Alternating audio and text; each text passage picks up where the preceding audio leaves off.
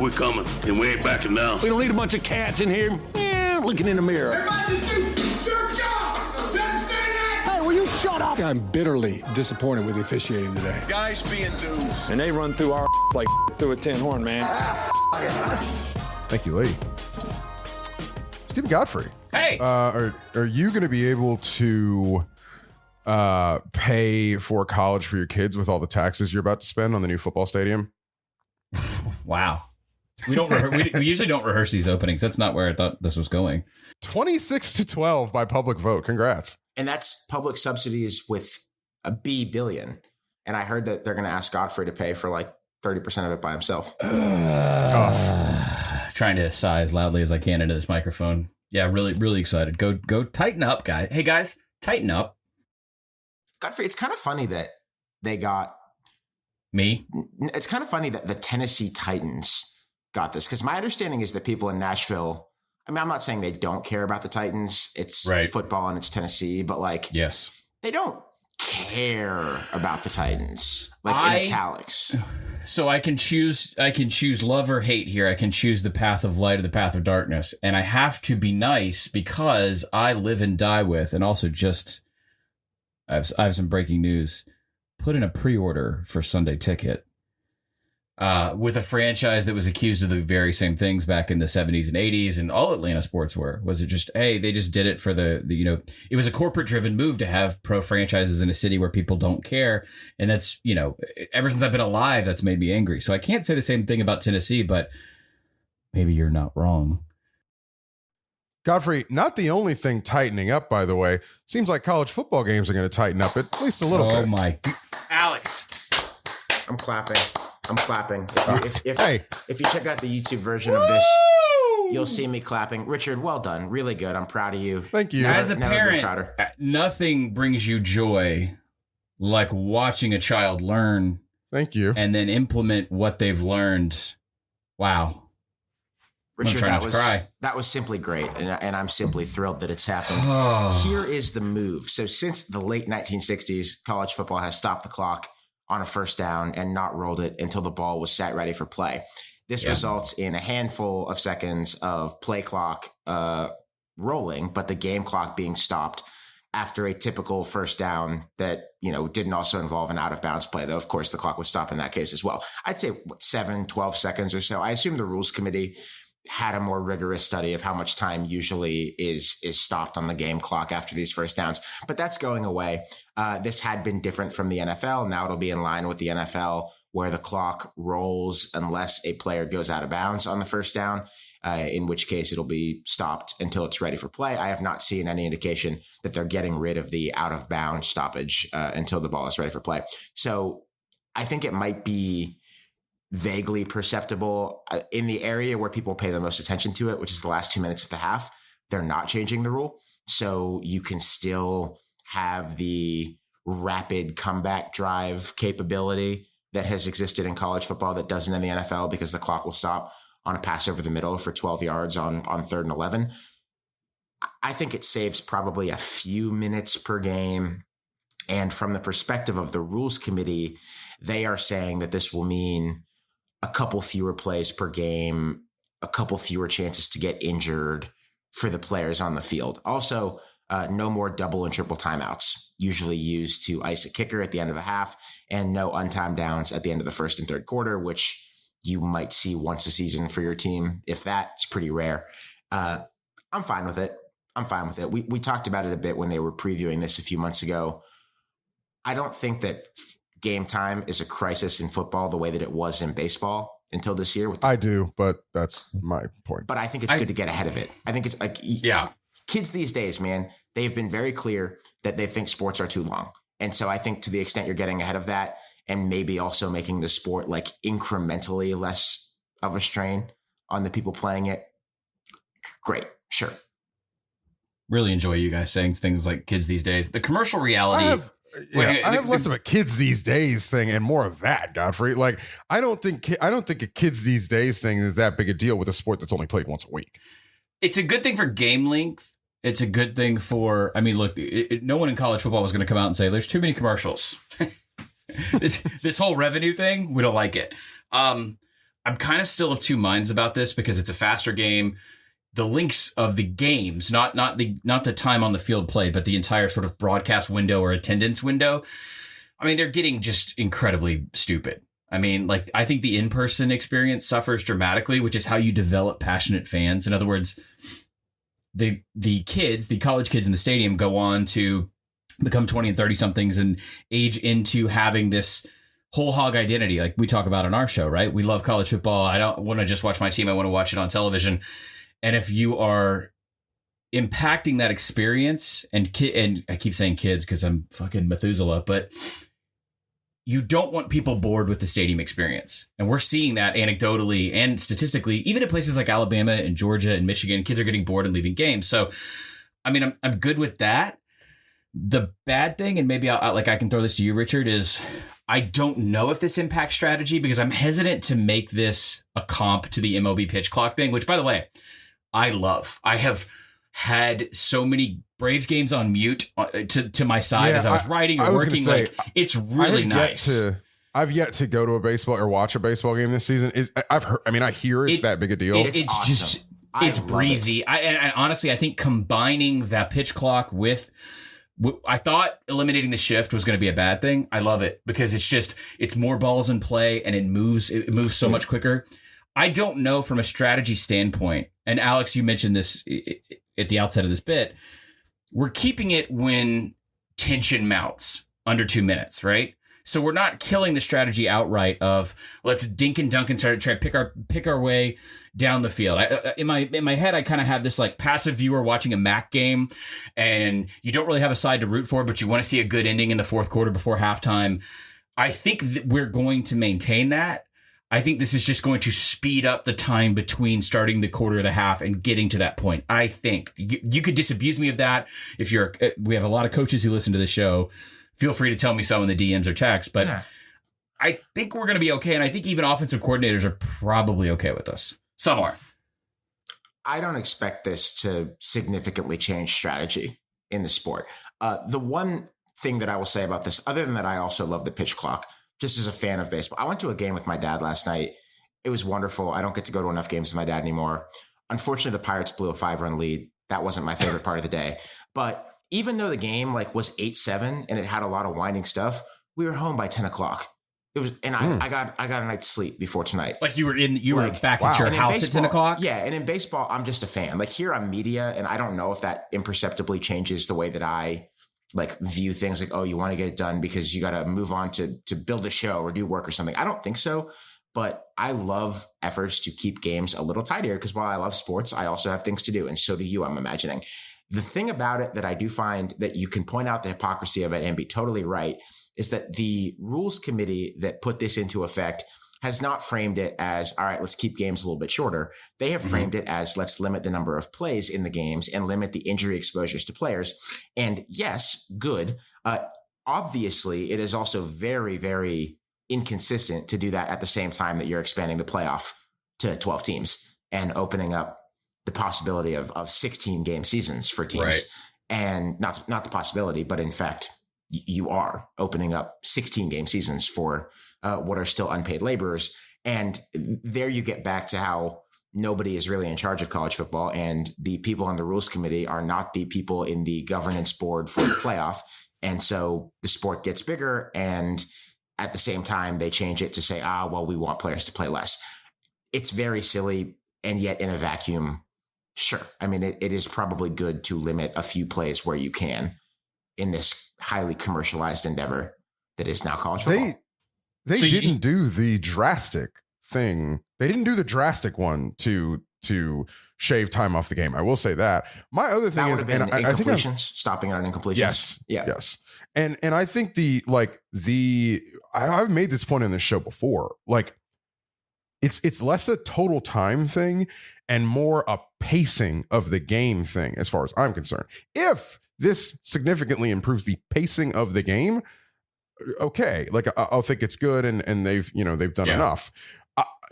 My point here, and again, this is something that I've said on this show before. If you watch a day of the NFL of college football, and then you watch a day of the NFL, the pacing of the game is night and day. It is night and day when you watch college football versus the NFL. And obviously the total time of NFL games is, I think, incrementally short. I think NFL's average like just a hair over 3 or something like that. It's like 322 as of last year. Yeah. I just don't want people. I don't want people to walk away from this conversation in April thinking we're all advocating for less of the thing that we all love and why we're here. I really think it's fine tuning quality. I genuinely believe that.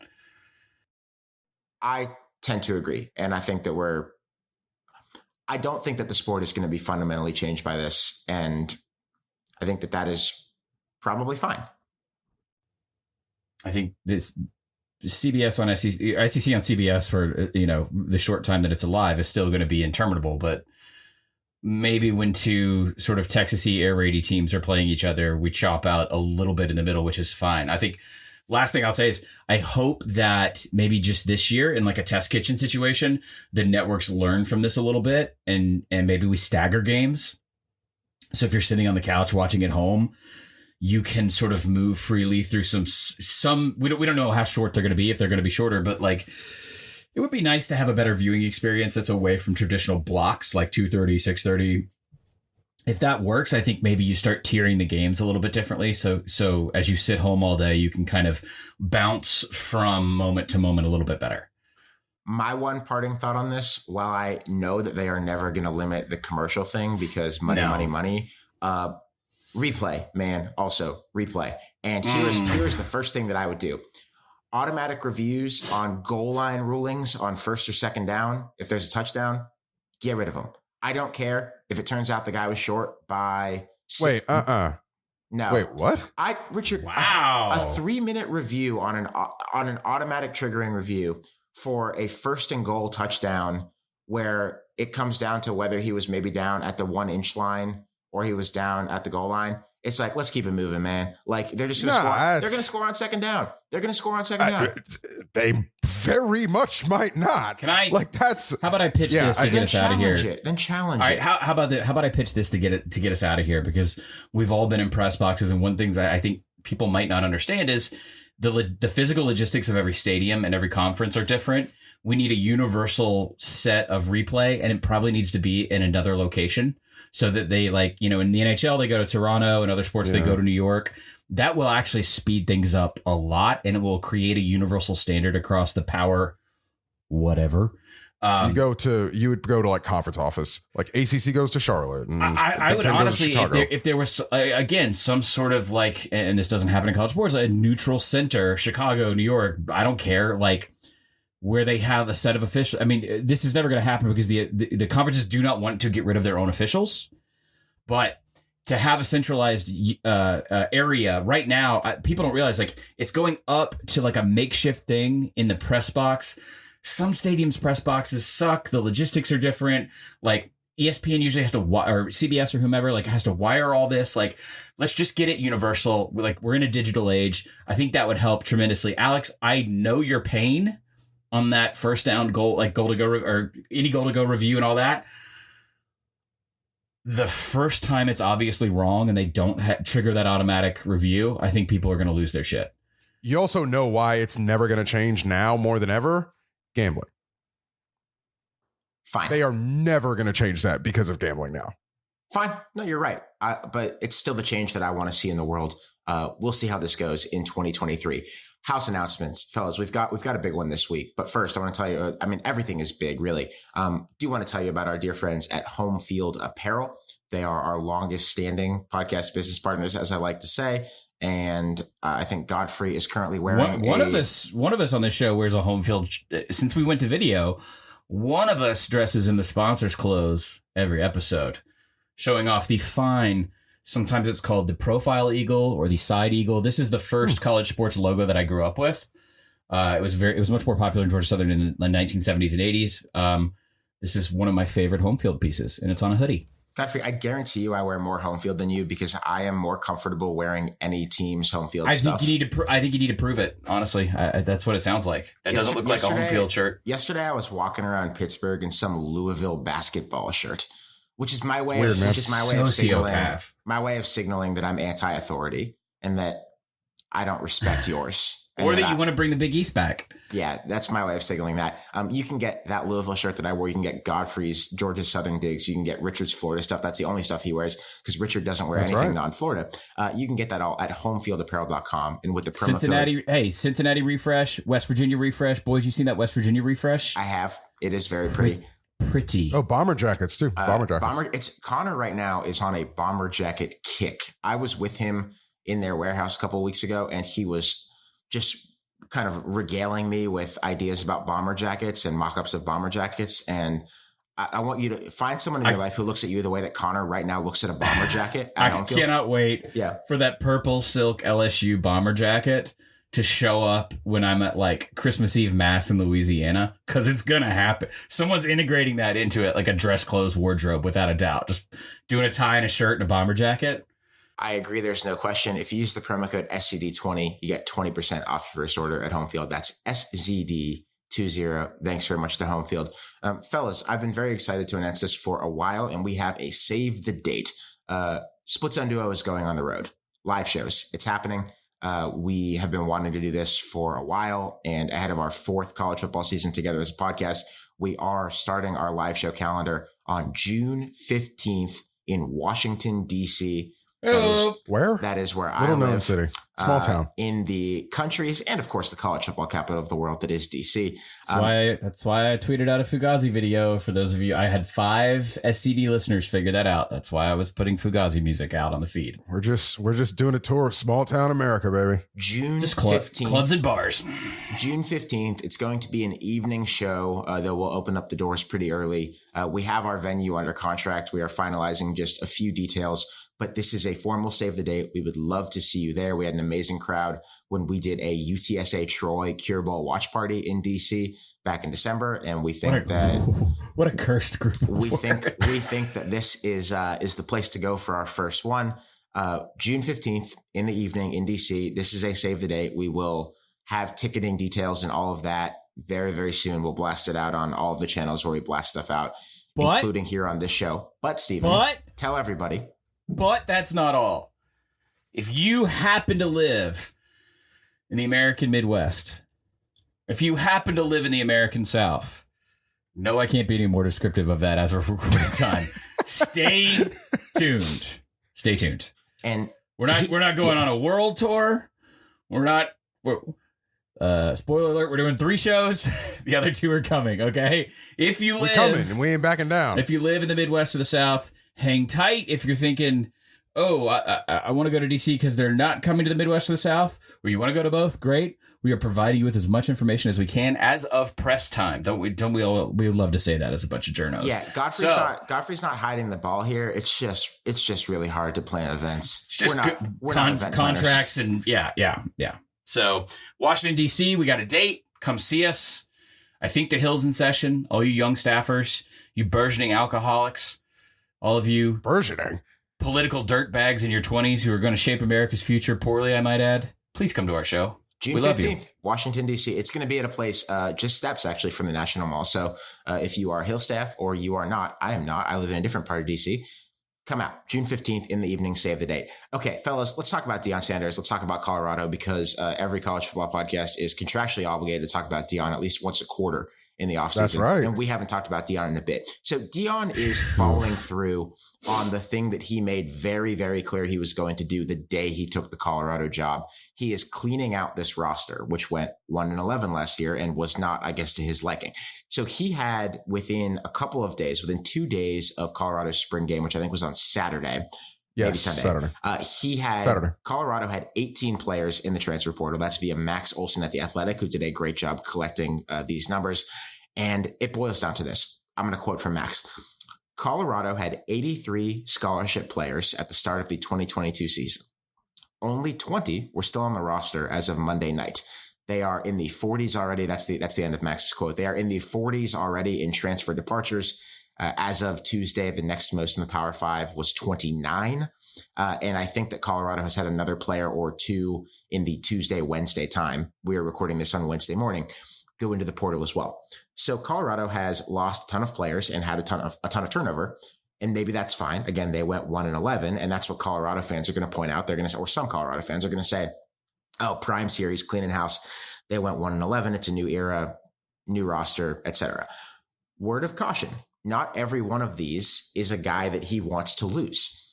Montana Lamonius Craig, this wide receiver who was really good in their spring game, was one of their big spring ball stars.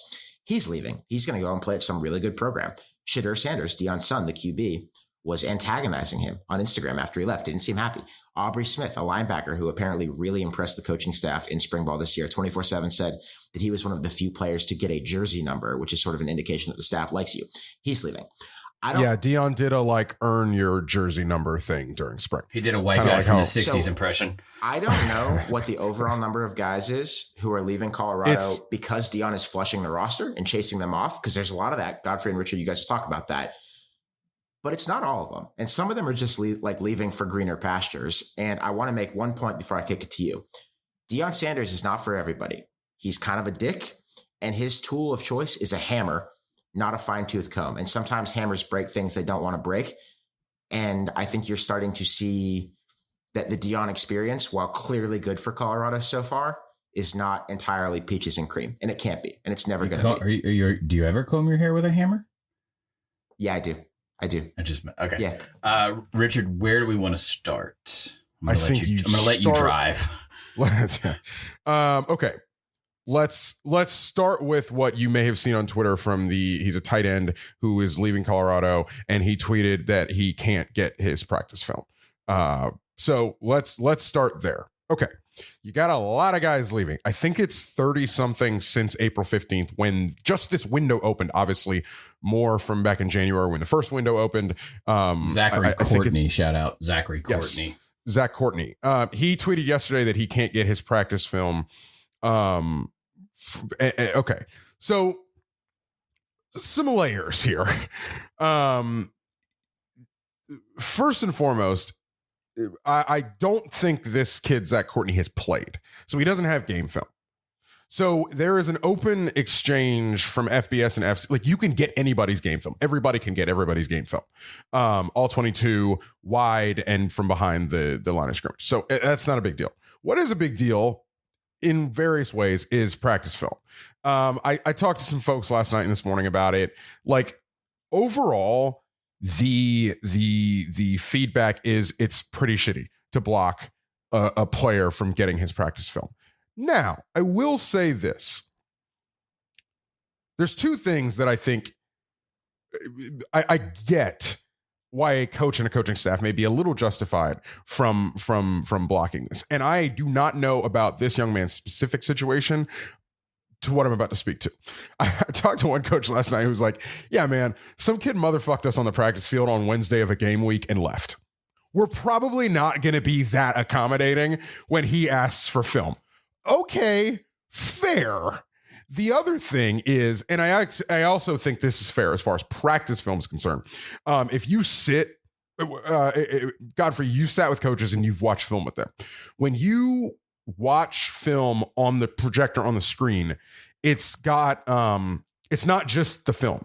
It's got like a HUD basically on the top that's got like down and distance, period of the practice, and the play call. Like, yes. Literally, like, so the tag. Yeah, you'll see it. It'll almost look like a URL with spaces in it. It'll be like X Pro wing single set Y, and so that's formation. Yeah. And so by the way, this is even in those air raid offenses that just hold up a number, like because it's for internal inventory on situations. Right. It also has the defense as well on the bottom usually, so we did this against this and this happened. Right. So because what I'm about to say is, sometimes if a kid is smart, as it's told to me, a kid will rip his stuff if they have access to it on the iPads that they're given. A kid will rip his stuff before he tells the coach he's going in the portal and make his cutout. I love it. It's like bootleg DVDs in Times Square. Or he will, if he's got a good relationship with the video staff, after he transfers, he'll go to the video staff and be like, hey, can you help me out? Or his position coach, he'll be like, hey, can you help me out? And you'll sit down with your position coach and you'll look through some plays and you'll get 15 to 20. Fine. Or you ask a homeboy to go in and literally with their iPhone film the film. That is where you get in trouble because of the cut up, the overlay, all that kind of stuff that has the literal play calls. And look, coaches paranoid, all that kind of stuff. But like, okay, we can't have our real live play calls out. All right, that let's be adults here. By the way, if anyone asks, coaches usually don't use television broadcast footage unless they absolutely have to. But in this case, the kid wasn't even on TV, so it doesn't matter. No. So yeah, I do not think it's good for business to block a kid more often than not from getting practice film, especially if practice film is all he's got. I know that there's another Colorado young man who has his practice film because he tweeted it. So it's not a blanket policy, obviously. And so I don't know specifically what is happening. Maybe that makes it worse that it's apparently arbitrary. Yeah, I don't know what happened with Zach Courtney and what happened with that situation yet. But it is an interesting thing. I do think though that like the something is rotten in Denmark thing is like starting there. It's the early going. It's early days. We've been doing this for 4 months. It's 5 months. It's May. I don't want to look. The guy does get if year zero is a thing. The guy who took over the Power 5 program that went 1-11 last year does get some kind of version of year zero to be charitable to everybody. Now, Alex does make great points. This team sucked last year. And by the way, that makes the practice film thing, by the way, to me, even more galling. Because nobody on the film is going to be on the team next year. It's an old staff. There's going to be 60 new players, conservatively, 60 new players on this team. And also, you're not giving anything up in scheme. The offense is going to be like you're going to go from Mike Sanford's offense to Sean Lewis's offense. It's not going to look anything. It's going to be totally different. There are no state secrets. As we record this morning, it is about 9 a.m. God's time on the 26th. The Athletic, I think it was Ubben, dropped a story where they basically just phoned around on a wave of departures. Deion has cut some kids. Now, before everyone freaks out, or if you've already read this story later on as you're driving home and you're processing this, there's one thing I want to say right up front, because I'm also going to talk about a story I just wrote that'll come out this summer for Athlon that's all anonymously quoted, so you can tell what the tenor and tone will be. Lincoln Riley did this last year. Lincoln Riley, I think, cut 9 or 10 guys off the roster when he got to USC. It made some news. It did not make news the way this is making news. I don't want to. I am not disagreeing with you here, Godfrey. But I do think we have to be clear-eyed about. Yes. You want to hear how the sausage is made? Yes. This is how the sausage is made. All right. So I'm not saying it's an awesome thing for the sport. No, it's not. I'm not. But guys get cut. Guys get cut at USC. Guys get cut at FCS. Guys get cut. I want to give all the benefits of the doubt up front, because we're going to have a lot of shit to shovel against Deion here. One of the things I respect about Sanders is that he never hides the negative aspects of this job. And he's a self-perpetuating brand. He's in the Deion Sanders business. Mm-hmm. And I'll get to the quotes about him in a second from other coaches and all this stuff. That is 100% true. I will give him credit that he doesn't take the blood off the blade. He doesn't shy away from the negative aspects of what a college head coach does. Whereas, remember, he told you he was going to do this. Yes. Now, all that being said, I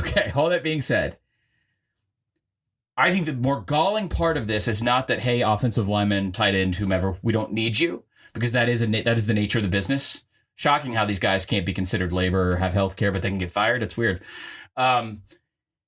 It's the quotes that stuck out to me the most were how he never really interacted with these guys at all. Yes. How uncomfortable the dynamic and the dichotomy was between the new staff's guys and the older roster. And that's not just I heard a little bit about that last night too. Like, I heard a little bit about about Alex, because I think Richard and I are going to do a little notebook sharing. I want to read one because I think that this was really good reporting. David Ubben is a really good reporter, and we know him. He's a friend of the show who did this for The Athletic. He did the work. He made some phone calls here. One of them was to the tight end, Zach Courtney, who said, quote, "None of the new coaches would talk to the old players and treat us the same as the people they brought in. The new guys wouldn't be picked on as much in film. Coaches would tell them to just do better. But if it was an old player, they'd keep going off on what you did wrong and keep yelling about it." End quote. That's piece of shit behavior. Like, it's sure it's on it. Like it's an upfront way of doing business. And this is how this is maybe just a more obvious way of getting players off your team that you don't want there. But we don't have to like endorse this or sanction it. Like, no, it's not at all. That is not nice. That is functionally how you get cut. That is part of the process to getting cut. It's a lot more high school lunchroom than anybody wants to admit. Different guy said, I just want to keep going here. And then I apologize, Richard. I'll kick it back to you. Different player who was on the way out. This player is Travis Gray, who I think was an offensive lineman on this team. Said that he didn't even have a relationship with Deion Sanders. Never talked to him. Quote, "No relationship with him at all. Said what's up to him a few times. I'm not sure he knew the names of half the kids he got rid of." End quote. Also not good, man. Not good. Now pause. That's functionally how you get cut. I had a quote in the piece I wrote for So Athlon, I do the coach rumor thing. We talked about it. If you're a patron at splitzoneduo.com, become a patron today. The patrons get to sort of see the assembly of the anonymous scouting reports for all 130 odd FBS teams. I do it every year. I just wrapped up on it. And then Athlon asked me, could you do a feature on Deion that's sort of related to that? I said, look, I'm going to tell you up front. One, Colorado's not going to give us anything. Two, I am not going to do a phoner with even if I got it with Deion, where Deion sat down with one of the ESPN.com writers and I am not at 42 years old going to transcribe a quote from Deion that says something like, "We bring in the juice," or some other semantic bullshit that he's put out in the media. I cannot do it. This is why I don't work in the traditional day-to-day college football media anymore. I want honesty. I know that the apparatus won't deliver it, so I will gladly trade an anonymity to find out what's actually going on.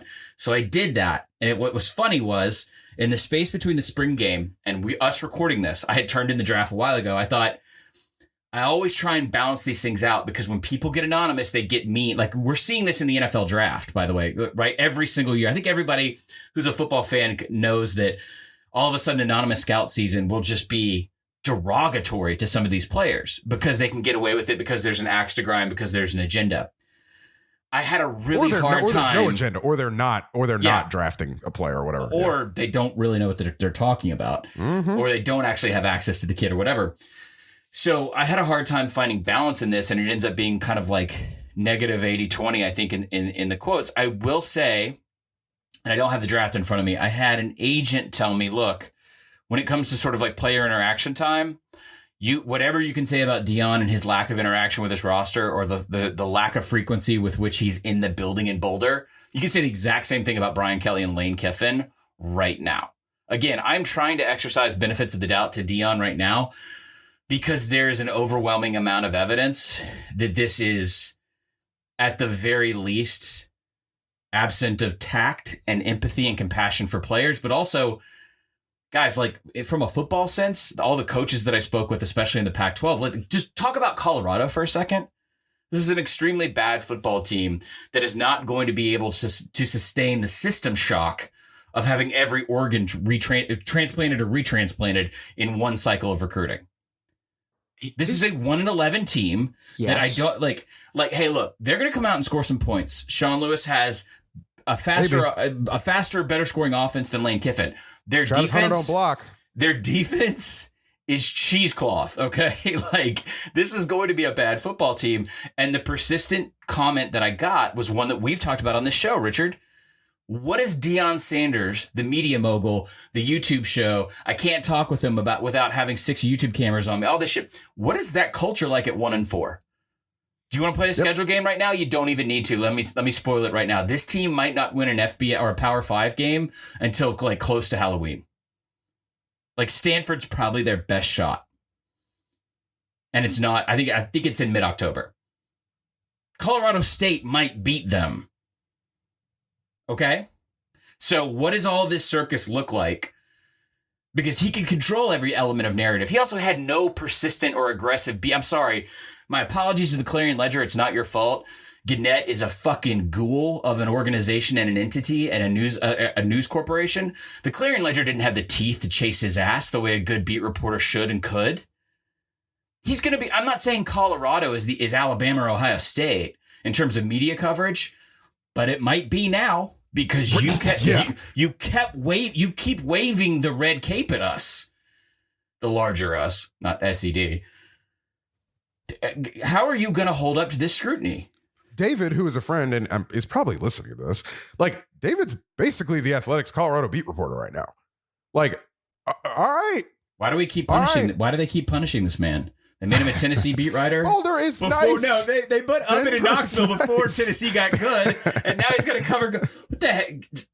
Is Stewart listening to this? What did Ubbin do? Jesus, it must have been a highly inappropriate Christmas party. I think there is something to this that people might have lost track of how bad Colorado was last year. Like I've seen, I'm not trying to pick on anybody, so I'm not going to, but I've seen some commentary that's like, this could be a team that could win. I think I've seen 7. I think I've seen 9. I think I've seen like, you got to grow up about that. Like in 2023?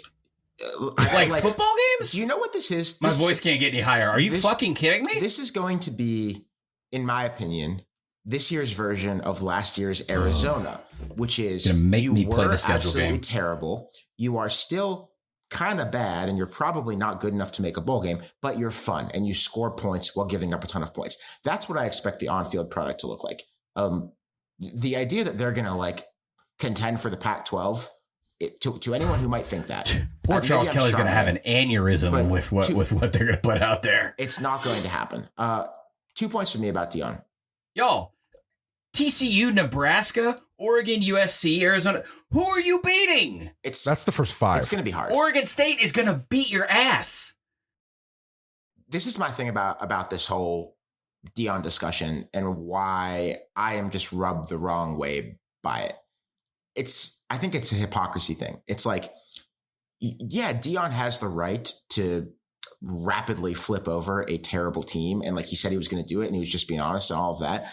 But like, don't give me the stuff about how this is going to be like some ruthless meritocracy and like the cream is going to rise to the top. And then like end the QB competition before it's even started because you want your kid to come with you from an FCS team. And you think he's like absolutely better than anyone you could possibly find to play quarterback. Don't do that. Don't do the he did this at Jackson State. I'm sorry to interrupt, Alex. If he gets injured, that was brought up several times. If he gets injured, if Shedeur gets injured, they don't have anything. Because he closed off the market to Colorado quarterbacks so that he could put his son as a Power 5 quarterback. Unless there's a late portal window. And by the way, unless you're completely bereft of other opportunities, why the fuck would you go to Colorado to back up the coach's son? So everyone competes except for family, I guess. And then the other thing is like, why am I rubbed so wrong by him being so crude to the players he was trying to chase off the team?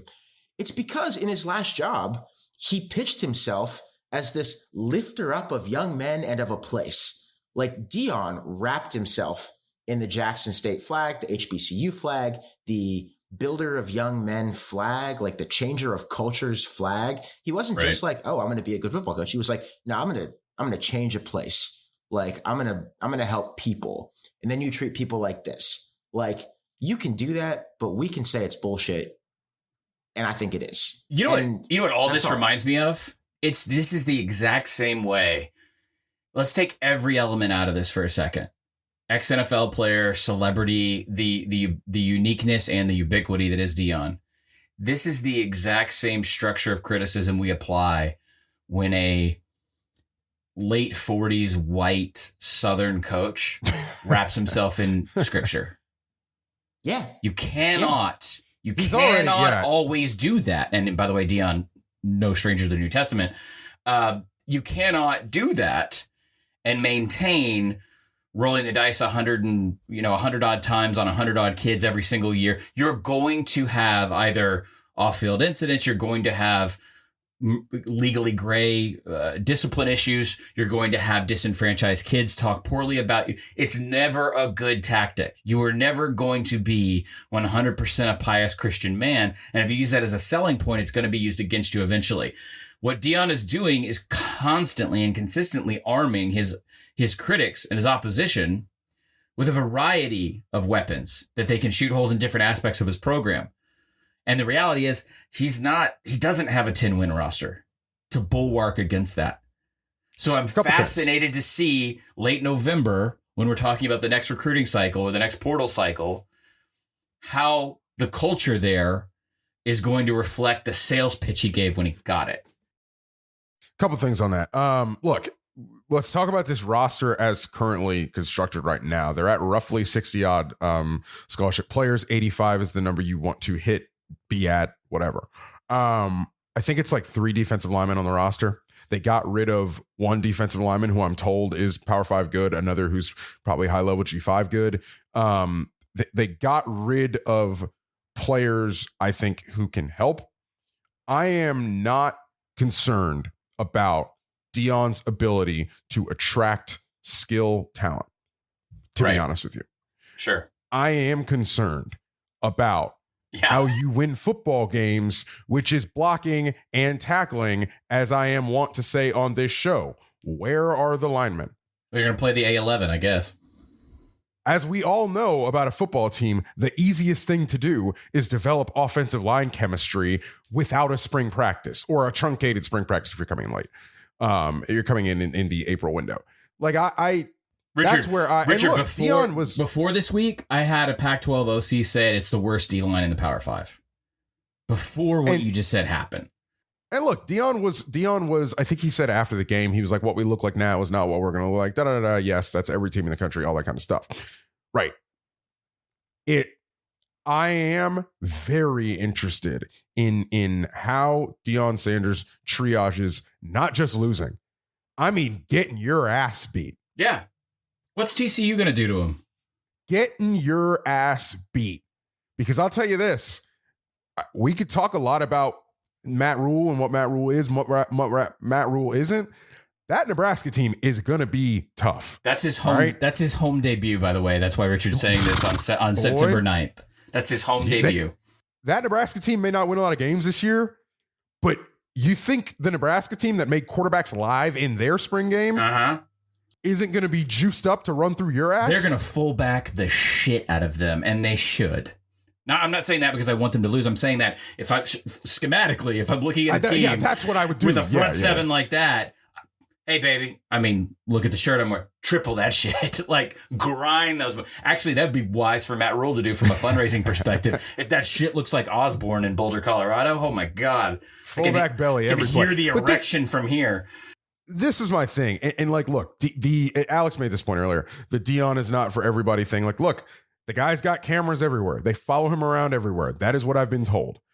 I have been told that what Ubben put in the thing about, like, you know, player, he doesn't have a relationship with some players. Here's the other thing about just the football thing.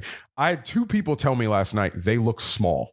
As far as watch the spring game, they look small. Physically small. Yeah, definitely. Like, Shedeur is not a big kid. No. And he's going to get banged up by virtue of the system. Like, he's going to have contact. Colorado quarterback. Didn't they play 4 quarterbacks last year? JT Stroud. Well, yes. Who was the last JT Stroud is the one you can think crushed? of. Do you remember Sefo Lufau a couple years ago? That really good quarterback they had who just got crushed all of the time. Who was the kid on the 10-win team that him? Yeah. Steven Montez is who I was thinking of. Colorado quarterbacks are magnets for contact. This transcends coach. It's just they haven't run the wisest of systems because they've always been on the short end of the stick in terms of what Richard's saying is recruiting and developing line talent. And I'm sure maybe they won't do it at Colorado, but maybe someone offline can explain to me. They pushed out linemen on both sides in certain degrees. From a body's perspective, I understand you can be the master of the portal. Let's say you're 10 times better than Kiffin. I don't understand how, from a body's perspective, you're not welcoming every lineman on both sides of the ball possible right now. Just for, it's a war of attrition. I know the Pac-12, I know it's not Alabama, Georgia every week. I get that, but like there's a level of grind. Look, they have to play, I think, USC and Oregon in succession. They're going to whip their ass. And they're going to grind them, too. By the way, like, those teams don't have to be fancy to beat them. They're going to lean. You know what? Hey, guys, they play Utah this year. That's a snuff film. That should be illegal to watch. I'm sure Kyle Whittingham will call off the dogs. That's a fucking Blumhouse film. I'm sure Kyle Whittingham will take that week lightly. Thing is, Saturday, November 25th. If you're into weird fucking torture movies, there you go. I think that when they get killed in these games, I think what Deion will do is just try to not focus on that and just talk about other stuff. Yes. Like remember when you can't preach free agency for 12 games, Alex? That you can't, but people might forget this because it doesn't get talked about a lot. That Deion went 0-2 in the Celebration Bowl at Jackson State, and the first time he got his ass absolutely kicked by South Carolina State, which is coached by Buddy Pugh, who's one of the most respected coaches in Division I football, I would say. And he's the one who said that Deion wasn't swag, right? No, that was Eddie Robinson. That was Eddie. That's right. That's Eddie right. Robinson, who is not, it's Eddie Robinson Jr., who is not the son of Eddie Robinson. I'm telling you. What are the odds of that? It's incredible. It's just ridiculous. Like, we have to do something about it. We have to do something about it. You should have like a laminated card on him at all times that explains that fucking discrepancy. But Alex is making the point. Like, the pivot is going to be raising young men, scripture, yada yada yada, blah blah blah. I do think, and I was talking to somebody about this last night. That scripture bit, that stuff plays a little bit differently out there than it does with Grandmama in Mississippi. This is one of the most liberal, moneyed. This is one of the most fortified, rich Democratic enclaves in the country. Don't do the Gospels, bro. Just a word of advice from a cracker. Don't play that shit there. It's not going to work. Deion, like, where I do think, and look, Deion has already signaled this. He said that, like, something to the effect of, like, we want quarterbacks from 2-parent homes and linemen from single-parent homes. Like, he said that, I think, during Super Bowl week. He did say that. I forgot about that one. In his opening press conference, he said Boulder is a place that doesn't have any crime and it has a lot of sunlight and it's beautiful. Like, it's just, I will spare you a conversation I had about the type of. How is this going over in the black community? Richard, how when we're not around, how is this being discussed? Golly. Yeah, I know. And I'm not asking you to actually answer that question, but this is an if you know, you know moment where that's another pod. I will tell you, we will have an opportunity to have that discussion on this podcast. Don't worry. We can't give out all the good material in April. There's no way this shit is landing in the black community when it's just the black community having the conversation. There's no fucking way that this is landing. Look, it's going to be year zero. It's going to be year zero-ish. That's the Colorado thing for now. Lord knows we will come back around to it at a later date. All right. That's one nightmare this week. The other one ends at the end of Thursday night. The NFL draft fucking finally is upon us. This can't be the most annoying year that you've had of the draft. It can't. No. Last year was miserable. Last year was rough because the quarterback sucked. That was fine. No. I'm talking about dumb narrative. Oh, I'm only talking about like the it gets dumber and dumber and whips itself up. And college doesn't really have a comp to it. I'm sorry. Like, going into National Signing Day, you don't have this much junk science and honestly, just bad information. Yeah. I think this year is not as annoying as years past, but it's still pretty bad. Wait till next year with Caleb. Speaking of the quarterback thing, Godfrey, I'm glad you brought that up. Hey. We had our quarterback tier special on Patreon. You can go ahead and go and listen to that. You can listen to that if your team's going to take a quarterback. You can listen to that if your team's not going to take a quarterback. We went pretty deep. I think we went like 10 deep on this class. I also did a quick review of last year's class as well. That is on our Patreon page. But yeah, this class quarterback class is a lot more interesting than last year's. There are better players. There are more intriguing players. Because of that sets the tone for how a draft class just kind of from a narrative perspective, how a draft class is actually portrayed and ingested. I think that regular sports fans do not pay attention to the draft until this week. Now, you pay attention to, I would like my team to take XYZ. But I mean, globally, the draft class in general until today. This is where the seams show the most on a year-round media cycle for the NFL, because all the broadcast partners pay the highest premium for NFL content. So they want to drive conversation to their shiniest acquisition at ESPN and all the other networks. You also have the NFL network. They've wonderful. We talked about this in the show before. I wish college football would follow suit. They have a wonderful calendar. You know how the NFL is going to, like, the combine can overtake, college sports that are going on or whatever. We talked about that before. This is where I think the length of the process, it almost feels right up into this week before Thursday night. It feels that valid information and good content is actually at its thinnest as you get closer to the draft, because we have microwaved it and microwaved it and microwaved it, and this is some how teams are smoke screening it. Like, no, some teams are smoke screening it. My team's GM started a press conference. I think it was yesterday, by saying, "Hi, we're here to tell you as little as possible." I love transparency. I love honesty in the business. Very fine. I'm fine with that. Tell me up front what you want to do. Tell me up front the truth. That's great. Richard, am I wrong, or is this a really good NFL draft in terms of the caliber of prospect? You mean first round at the top? That's what you mean. It's funny because whenever we talk about like how good or good, like, even guys, deeper. We are talking about Thursday night. I am not giving you takes on many a UDFA kind of guy. I'm not going to the UDFA waters, but I would just point this out from my perspective of, like, we watch a lot of college football, and also we all watch the NFL too. But, like, somewhere in the top 5, you're going to have Bryce Young, CJ Stroud, and Will Anderson, 3 absolute studs who played at the highest possible caliber for a college football player to play. You might not have CJ Stroud in the top 5. That would be weird, but okay. I'm telling you, this is when we talk about smoke screen season. We talk about what are the Texans going to do? So, you're hearing probably the Texans.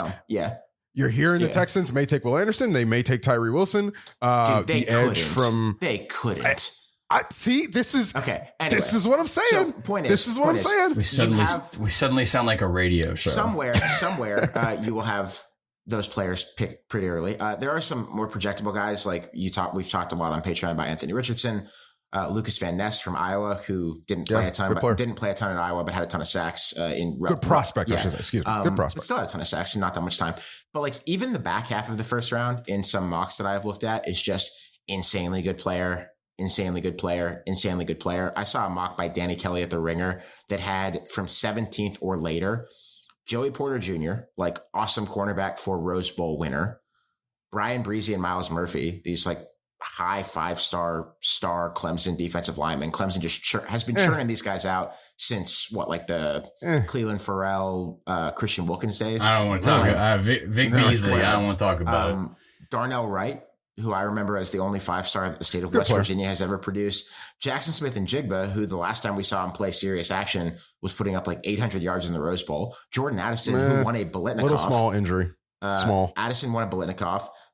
Zay Flowers from BC, who was like buried treasure at BC last year. I don't even know if this is a bit right now. Michael Mayer, the mutant tight end from Notre Dame. Everybody's overthinking Michael Mayer. You got to grow up. That kid can play. The guy from Utah, who we were like, damn. Small. No, okay, but what I'm saying is, if you watch college football, you're like, all these guys are really, really good. Like, there aren't a lot of guys. There aren't a lot of guys. So I'm like, the disconnect. What happened here? Darnell Washington might not even be a first-round pick. Apparently, crazy. Look at that guy. So are you lining up that we're about to have a bunch of just a lot of good players? We told you so's from a college perspective, or are we? Is this like us trying to give sort of overcorrect because we all thought Josh? Well, there was this weird narrative thing where I didn't participate, but like everyone dunked on Josh Allen coming out of college. Like the college media were like, "You're evaluating him where?" We were wrong. That's what I'm saying. Are we overcorrecting, or what's happening here? I don't want to overdo the Josh Allen thing because we've done this before. Josh Allen was not good for 3 years in the NFL. All right. It was not fake. It was not wool pulled over your eyes. It was not something you would do. He couldn't play. All right. He really couldn't play. Motherfucker can play now. He sure as He hell can play wasn't now. very good at Wyoming. It's just a fact. It's just a fact. That's what I mean. Yeah. Coming out. This is where there Bill's is a Mafia, disconnect. DM for me. I have his address. This is where there is a disconnect between college people and NFL people. Because when you say Dalton Kincaid, I hear a guy who I know at Utah can play.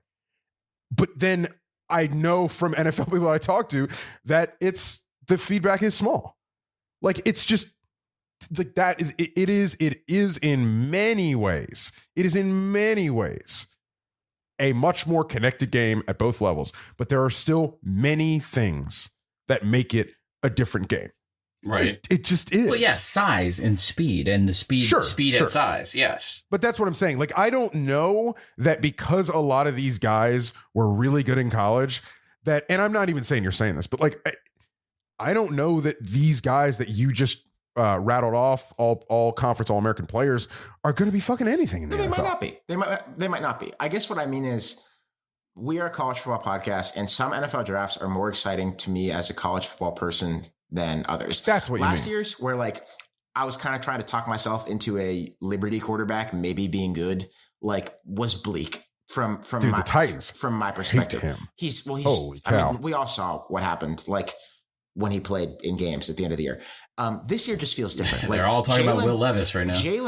Will Levis is still there, but Jalen Hyatt, who I think just had one of the great college receiving seasons in a long time, probably not a first round pick. Keely Ringo, the guy who picked sixth Bryce Young to bring Georgia back to the promised land and was like a 5-star recruit who was then just really good for some of the best defenses ever. Apparently not a first round pick. Tank Bigsby, who is a tank literally and figuratively, might not be until a day 3 pick. There's some But positional see, stuff there. Alex, you're doing So it. I'm Like, excited. that is, I'm saying that I'm is excited it. for it as there are. It just feels like we are matriculating upward a lot of really fun college football players this year. Yeah, y'all are actually trying to talk over each other right now. What I mean by that is, Alex, you're excited for my favorite word, which is narrative, on guys who They're just fun players, right? Who are fun, but maybe bespoke to the game. And what Richard is trying to maybe gently tell you is, the bespoke nature and that fun quality, that metric that we strive for, like when we cover college football, it's a different game. It always hits that brick wall. And this is the moment where it hits that brick wall. It's a different game.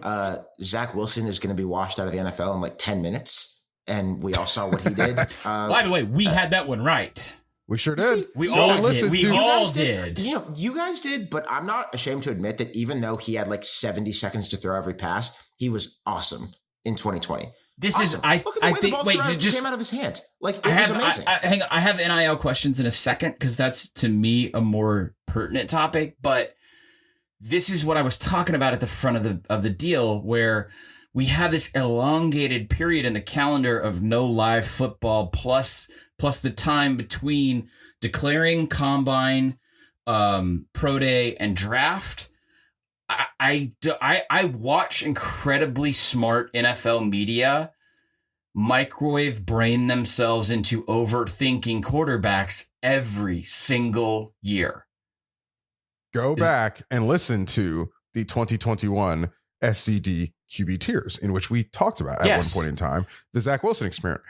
Me, Derek, and Ben were pretty dead on what he was and what he wasn't. Right. That's why I think that show is so important. That's why Richard does it every year, is because 3-hour block of talk radio on CBS Sports Radio, if you're like listening on FM, they're going to just barf up whatever names on a board and, hey, do the Giants need a quarterback? Let's get it.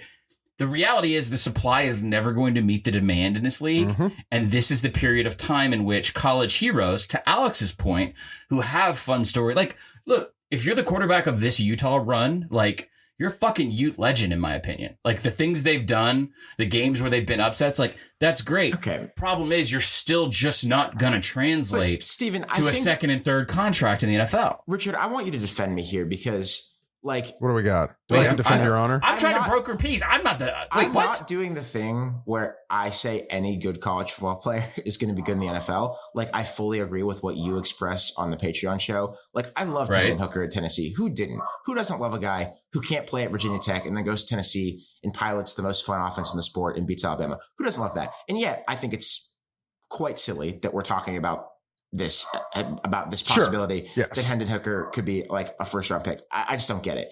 And so I don't do that. And I'm not doing that with Cameron Rising. I'm just being like, there's some pretty great athletes here and pretty great players who seem like they could be had at premium times in the NFL draft. And I don't know, hope the Steelers get some of them. Steelers have that Bears pick from the second round that the Bears gave them for some reason for Chase Claypool. And, if Darnell Washington could come to Pittsburgh somewhere in the 30s in this draft, I'd be pretty happy. I'll tell you. What? Hold your Yinzer thought. Again, I'm trying to bring you two together to understand that draft can be multiple things for multiple fan bases between pro and college. The sweet spot is when you get a George Pickens, right? Who has an obvious, fun, unless you're, a Georgia or Florida fan or an Auburn or Florida fan or whatever, like Pickens pushing dudes off the line of scrimmage, like Georgia Tech. Literally like, hey, fuck you, I'm going to hit you in the fucking face and then I'm going to go catch the ball. Everyone gets that. They get to absorb his identity and celebrate it. And that's the fun part of college football Twitter. And it also translates because the dude goes, ACL or not, he goes to the Steelers. Like, that's what we all strive for, is when we're trying to shake hands with all the NFL dorks at PFF and, when guys like Barnwell reduce it down to numbers, which is their jobs, what we want to do is say, hey guys, from the much more big tent circus narrative world, and it's about eccentricity and it's about that individual identity that we celebrate. We're gonna take these guys. Here's a handful of them we think can give you the same personality and eccentricity at your level, because honestly, that's why football's fun. It's not because of a F+ ranking, whatever the fuck that. I don't care about that. Part of what you're getting at is something that I don't even think is stamped out. I don't even want to say is stamped out by the, in big air quotes, the NFL machine, as much as it gets stamped out by NFL incompetence, which is some of these guys end up, who we love, what have you, they end up going to bad organizations. Not on bad teams, not being maximized, poorly coached. And then they wash out. Like Alex, I'll give you an example. This is a guy who you actually know fairly well. Tyson Alualu. Came in, obviously had some injury concerns, but came in, got injured, and and played for a crap organization in Northern Florida, about 90 minutes northeast from Gainesville. Then he went to Pittsburgh and had a career renaissance. So there are things like that happen. So I say that to say, like, sometimes some of these really good college players who we love, we lose them, not even because of their own incompetence or what they can or can't do, but sometimes because they are failed. That's what, but to the Pickens thing, that's why him going to the Steelers, you're like, oh, of course, like, awesome. Know he's going to go to a reliable place that's going to develop around his identity and his actual skill set. Richard, we'll close out shortly, but I do want to ask you one question because we just talked about some of his receivers and about good college players probably not getting drafted very high. Stetson Bennett, the most arguably accomplished Georgia Bulldog ever, wild to say, but objectively, I think true, who I hear might be going... Oh, man, does that mean he's going to run for Senate too? Who I hear might be going undrafted and has had character concerns, even though he's white. Alex, what's the deal here? No, you can't. I'm sorry, white cop here. You can't run that bit. Shit. You can't run that bit in the same decade that Johnny Manziel happened. Great bit. Okay, but I'm sorry, dude. Okay. That's more Brooklyn than the dude sitting in Brooklyn right now. I mean, I'm pulling your fucking card, Steven, bro. I'm podcasting from Pittsburgh, so I'm allowed to say whatever I want. There's no fucking way you can do the white bit when everyone saw Manziel, saw it crash land. Okay. Jerry Jones has to be physically restrained from drafting him. Godfrey, I'll tell you this. The problem is some of the, in air quotes, character concerns are, there's some hand holding between Johnny Manziel and Stetson Bennett, if we're going to be honest. Thank you, Richard. No, but the league, what I'm saying is the league has responded from like more people are systemizing the lessons learned from the Manziel thing, and I think that's why you saw look. We talked about it offline pretty early on in this process. Where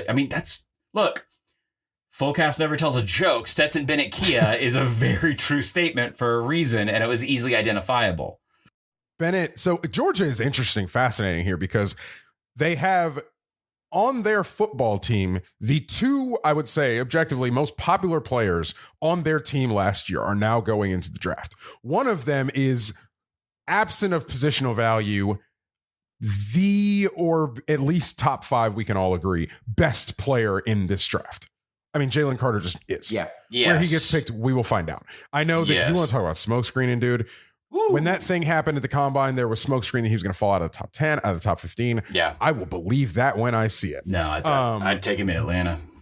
I'll believe that when I see it. Buddy, if you want to come down the road to Jacksonville, you come on down, bro. We can talk all this shit, but when we put your fan hat on, you're like, nah, I'll roll the dice on that. We'll figure it out, Hoss. So there's that. There's that at the top of the draft with his own character concerns. Jalen Carter does have some character concerns. Let's be honest.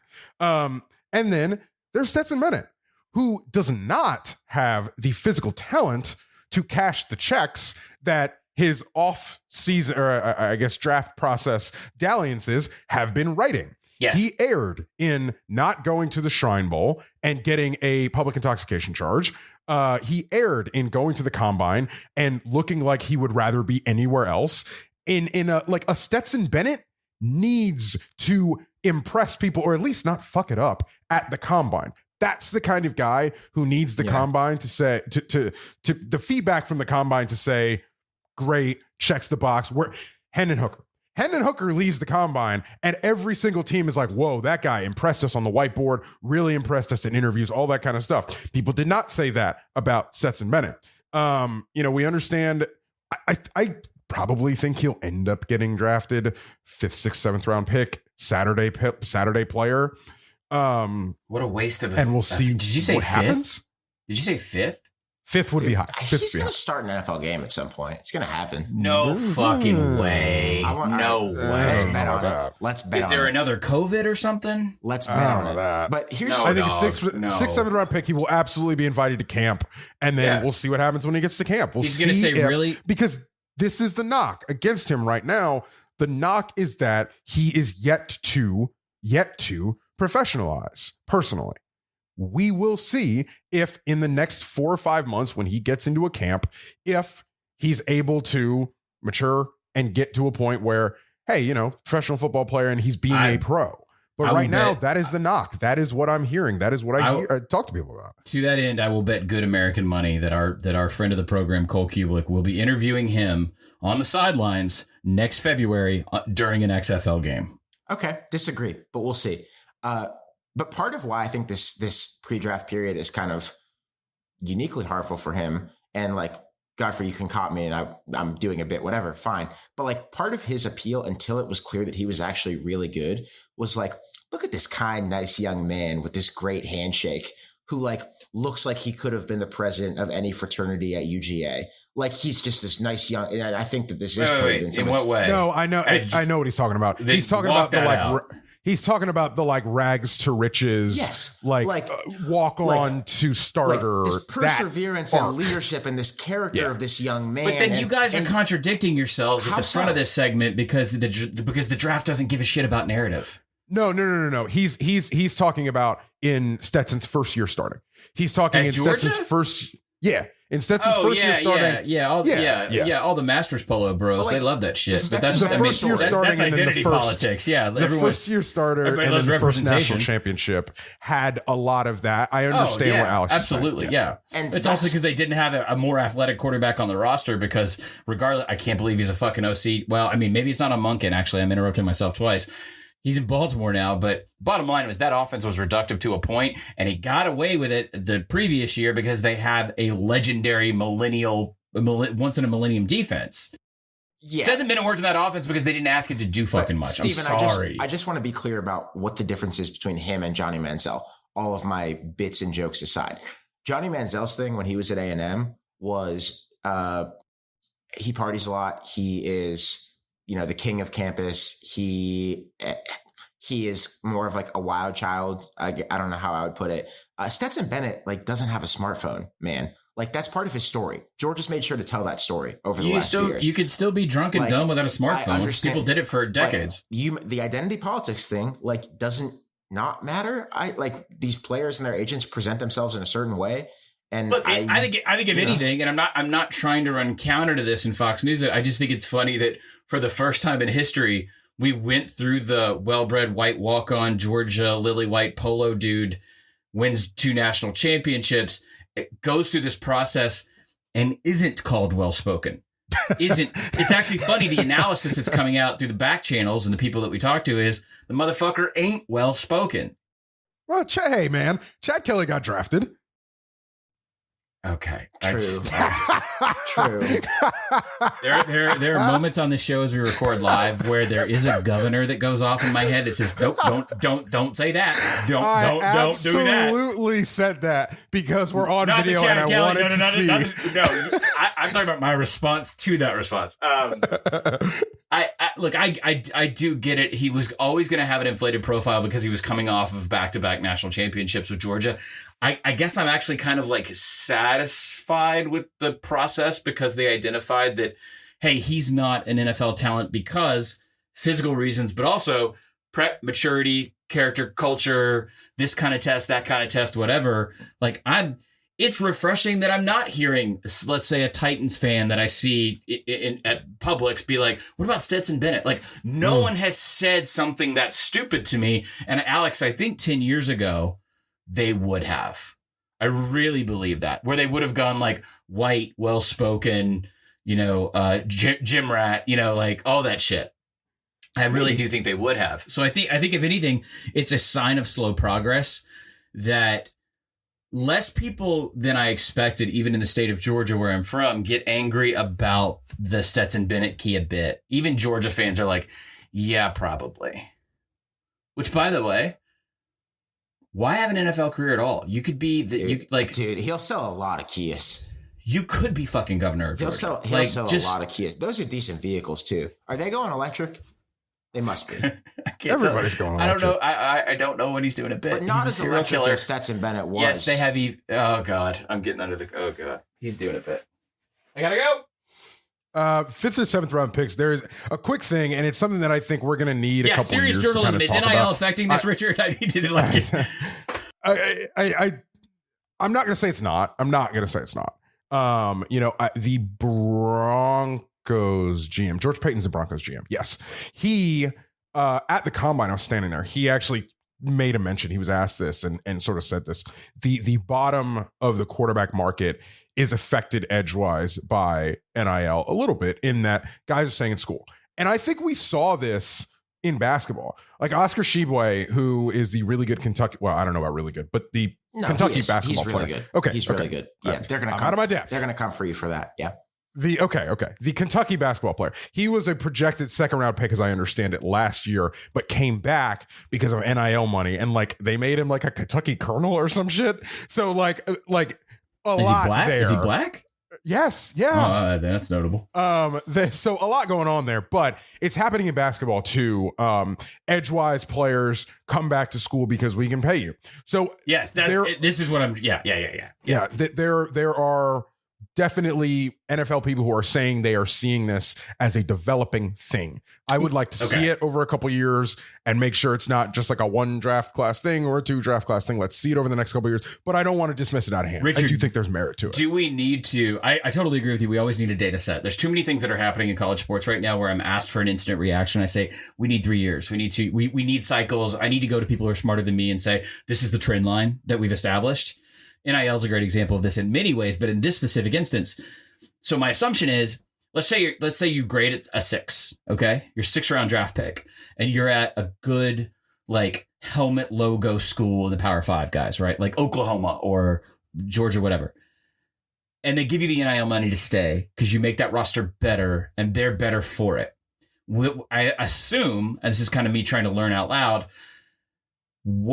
how far up can you go in that 1 year? Like, are we going to see kids who say, I got a 6th round grade, I stayed for a little bit of NIL money, and then I went back out the following year, I still got a 6th round grade, or maybe I got a 5th round grade? Isn't that what we have to see? Like, in other words, is the value of a 6th round pick or 7th round pick diminishing because of NIL, or is it just delaying kids from their inevitable fate as a 6th round pick? It's probably a delayed. Yeah. Because how much better are you going to get relative to the NFL standard? Right. Like, a day 3 pick is a day 3 pick is a day 3 pick. Like, you're not going to. Maybe you vault up. It happens. Everybody knows it happens. Quarterback, I get if you can get tape. Now, here's the thing, though. And some of it's a Hendon Hooker thing. Or Hendon Hooker's the clearest example.